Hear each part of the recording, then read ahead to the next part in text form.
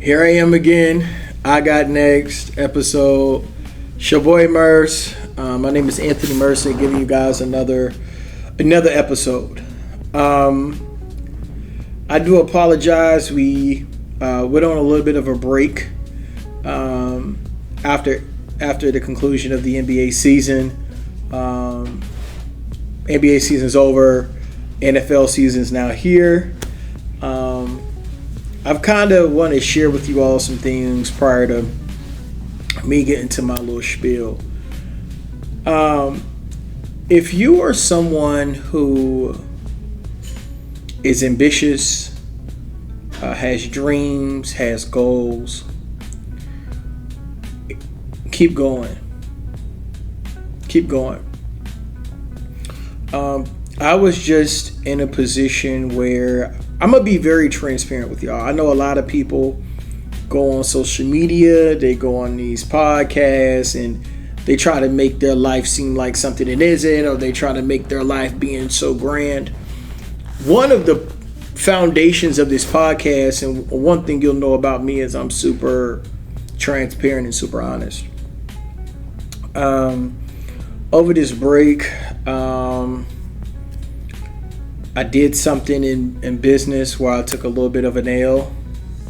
I lost a family member. And just, everybody got life stuff going on. And I take that on the chin. In the midst of all of that, I keep going. And I urge you to do that too. I thank God for the people in my life that's rocking with me, that motivate me. Shout out to my dog KB. Shout out to my mom. Shout out to my friends.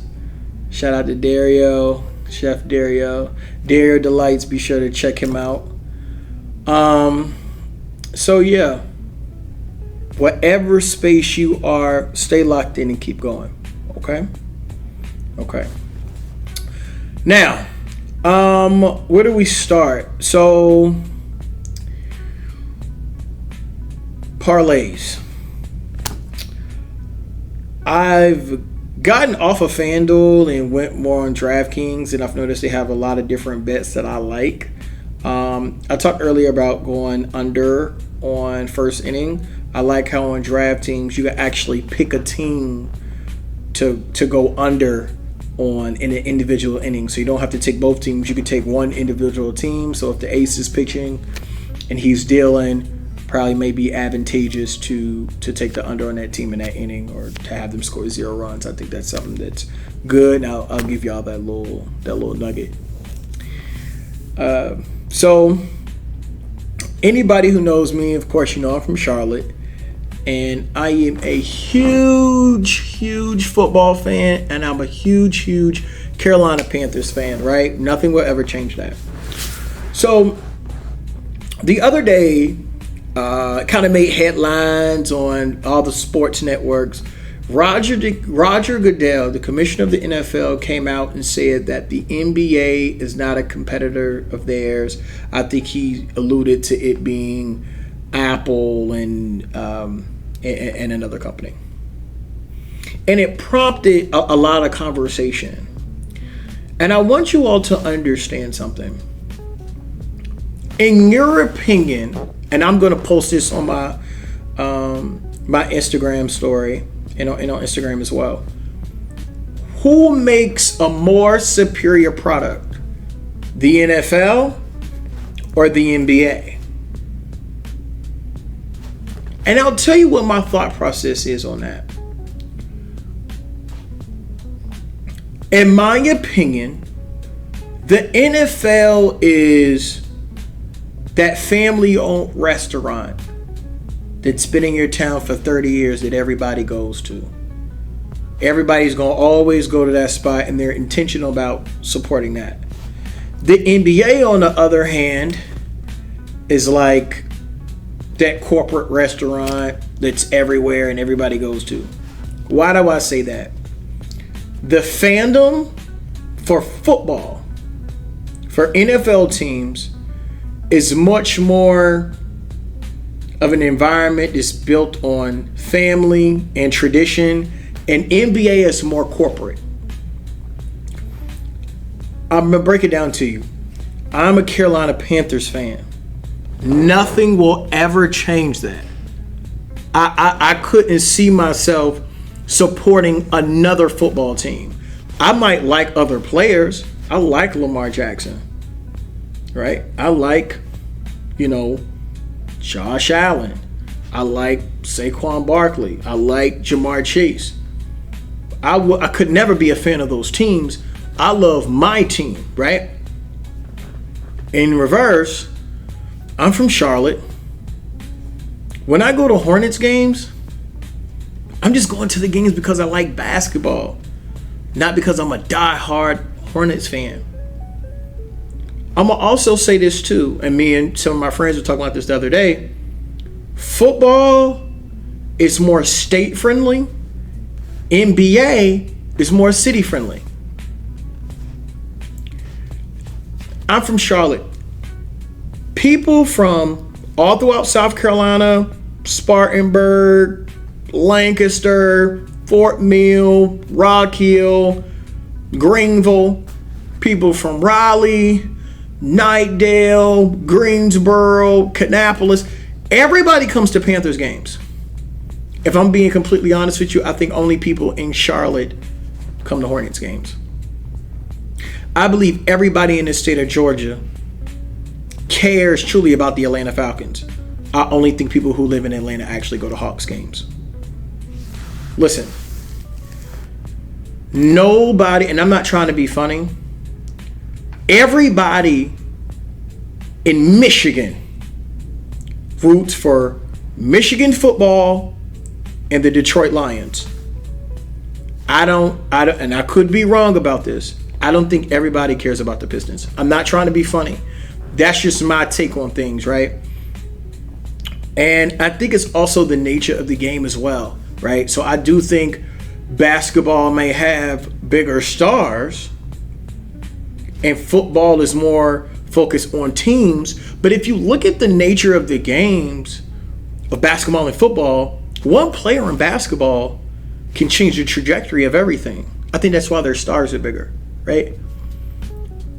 If your team does not have LeBron James, Stephen Curry, Nikola Jokic, Giannis Antetokounmpo, your team's fate of being a championship team and being a lottery team drastically change.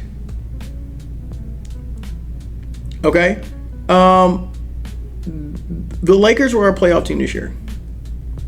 Take LeBron James off that team. That team's probably a lottery team. Take Stephen Curry off the Warriors. Probably a lottery team. Take Giannis off the Bucks. With or without Dame. Team's not very good. Okay? In football, totally different. Totally different. Now, you add one guy, could be quarterback, running back, whatever. In football, one player can take you over the top, but you need to be balanced all around to be a very good team. So in my opinion, I do believe the NFL product is superior. I think the games are better. You can walk into NBA games and you kind of know what's going to happen, right? In football, everything's pretty up for grabs, right? Turnover here, fumble here, tip pass here, drop here. Games can swing and alter like that. I do believe the NFL product is superior. I think the games are more competitive. And also, and this is a little bit of a knock on the NBA. And shout out to my boy Seth. He doesn't call the NBA the National Basketball Association. He calls the NBA the National Blowout Association. And I'm going to get to that. The blowouts are a problem for the NBA. They're a problem. They're a huge problem. Blowouts do happen in football, but not as much as you may think. Games are much more competitive. And I believe that watching these games live creates a narrative as well, right? So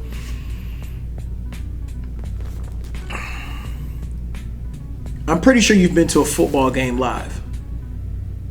Fun, exciting. Listen, 3rd down and 3, midfield, DN comes around a corner, gets a big sack, everybody goes crazy, or you're in the red zone and quarterback throws a ball and gets picked off, or there's a sack fumble and everybody's going crazy. You've been to an NBA game lately? A little boring.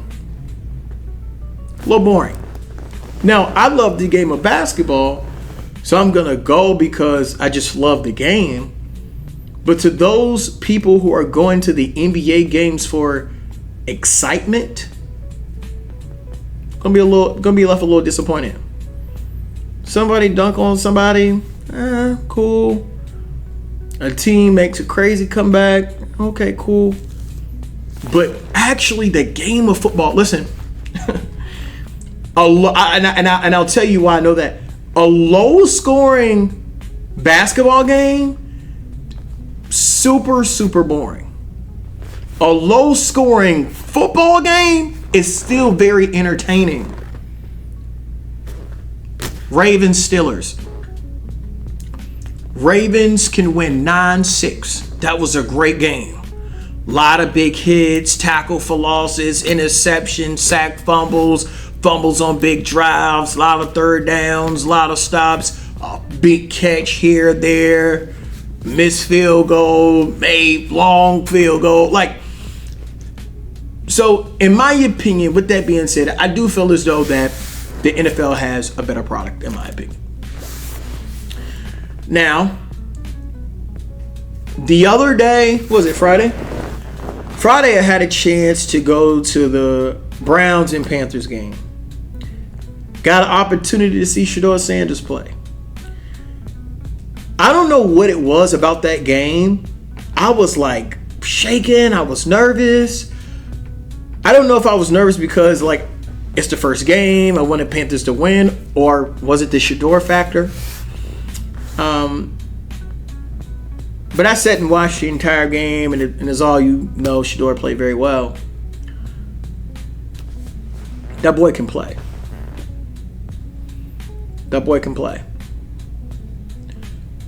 Do I feel like there may have been some collusion going on as to why he didn't go first round or whatever?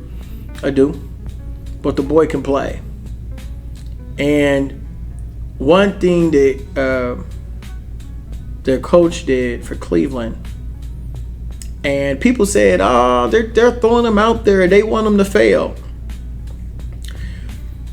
I don't think I necessarily agree with that. I believe their coach said, you know what? I want to see what you can do. I'm gonna let you make progressions. I'm gonna let you make reads. I'm gonna call some calls where you're gonna have to make some key decisions. If you make mistakes, it was a sink or swim situation, and he swam. He played absolutely amazing. 2 touchdowns, 138 yards. Played amazing. Now, Cleveland has a decision to make. He plays Philly next week. We'll see how he plays in that game. But after that next game, Cleveland has a decision to make. Do you trade Shedeur Sanders? And I know everybody in the Saints organization was watching that game, especially after they just played the Chargers. Tyler Show out here throwing pick sixes all over the place. I saw that. I was like, that throw was late. Pick six, dude, take it back to the house. Do you trade Shedeur Sanders? Or do you trade Kenny Pickett? Shedeur Sanders played well to where now you have to think, okay, should we trade him and perhaps get a 3rd round pick for him? Or,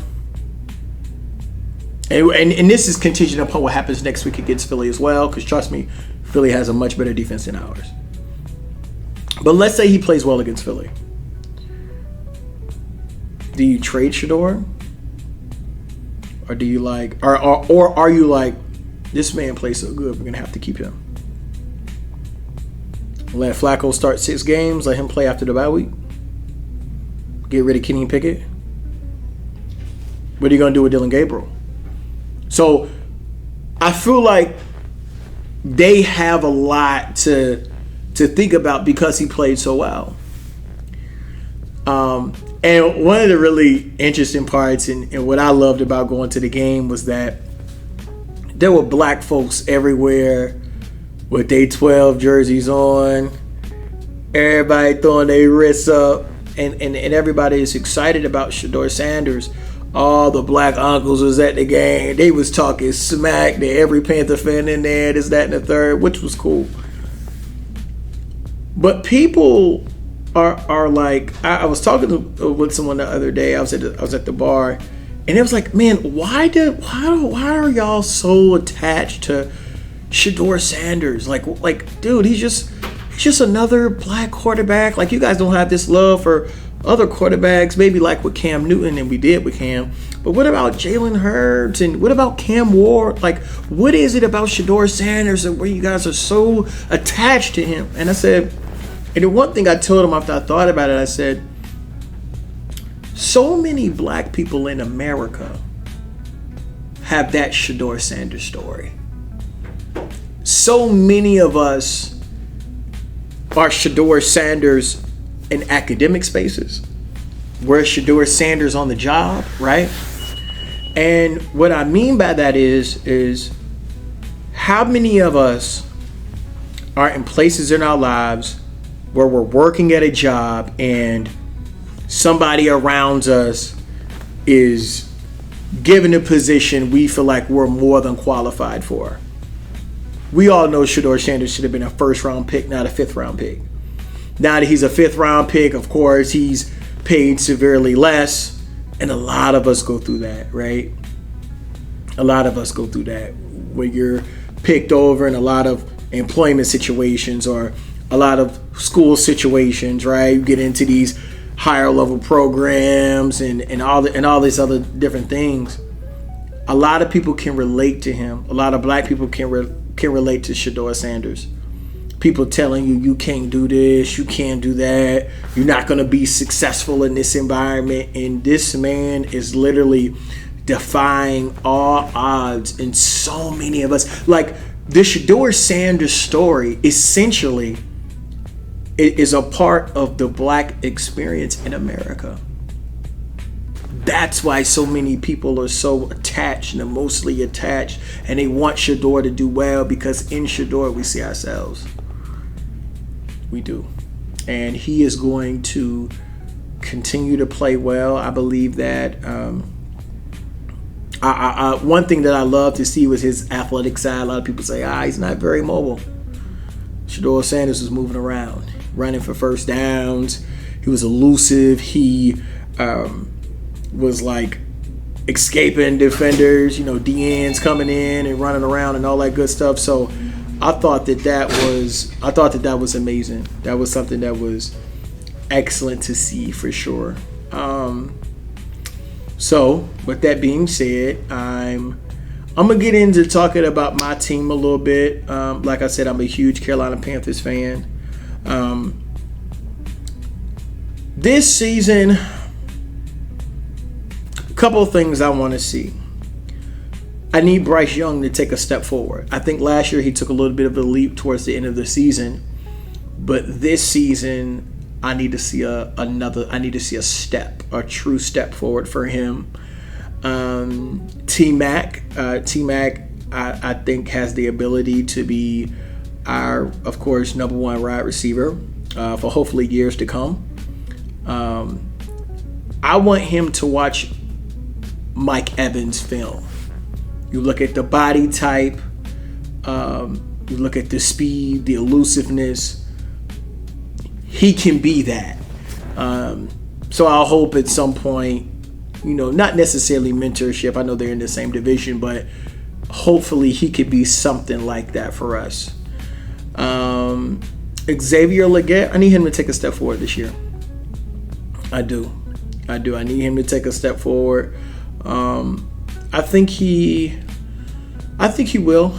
We'll see. We got some guys that we could definitely get the ball to. My hope is that we keep Jimmy Horn. I think that's his name, Jimmy Horn Jr. I definitely want us to retain him. Jalen Coker looks amazing. And depending upon how Leggett is playing, he looks like the 2 guy. Being honest, he is very good. Hopefully he gets his opportunity this season.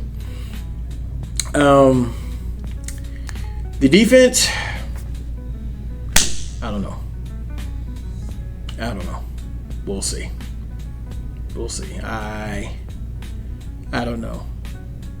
Shedeur Sanders picked them apart like it was nothing. So I know it was one preseason game and that's the first game, so I'm going to take that with a grain of salt. But I think a successful season for us would be 9-8, regardless if that gives us a 2nd seed, 3rd seed.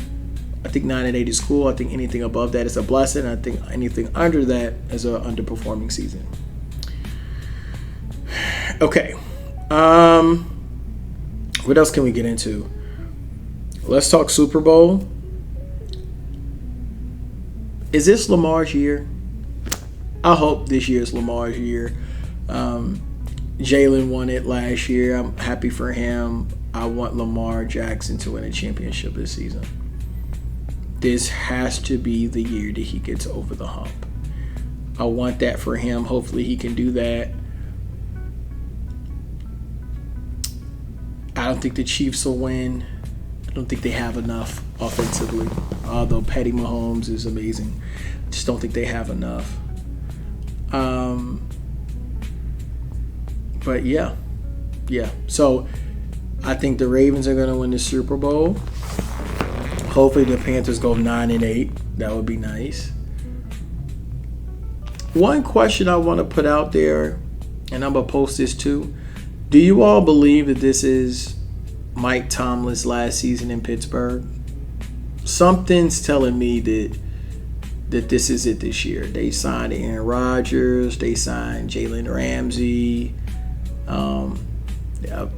Thank God they re-signed the best defensive player, in my opinion, TJ Watt. They re-signed him. It looks like they're going for it this year. And if it doesn't happen, I don't know if he hangs it up. But it looks like over the last few years, there's been, rumblings about Mike Tomlin, getting fired or leaving or whatever the case may be. And I don't think the Steelers will ever fire him. I think if anything were to happen, it'll be mutual. He's been there for so long. But I always have the biggest and utmost respect for Mike, for sure. So yeah, I think that's a good place to put a nice pause. We'll definitely be back. I'll definitely do better about being more consistent, and I'll definitely do that. So yeah, just keep engaging. I love the fact that you all respond so much, like the way you do on Instagram. I post anything, and you guys are always in the DMs, and that's encouraged, right? I love to have the conversation, and I love to have the back and forth. So I most definitely appreciate that. I appreciate you all's patience with me, and I will continue to deliver and give you all episodes. So this concludes my episode. Like I said, my name is Anthony Mercer. This is the I Got Next episode, and we'll be back soon.